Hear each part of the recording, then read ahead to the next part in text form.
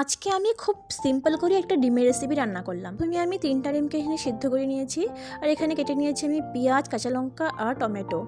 সিদ্ধ করে ডিমটাকে কেটে নিব মাঝখানে। এখানে আমি দিয়ে দিয়েছি তেল আর নুন আর হলুদ। এখন আমি ডিমগুলোকে একে একে ভেজে লাল করে নামিয়ে নিচ্ছি। আর ওই তেলেই দিয়ে দিচ্ছি গোটা গরম মশলা, জিরে ফোড়ন দিয়ে কেটে রাখা পেঁয়াজটা আর লঙ্কা।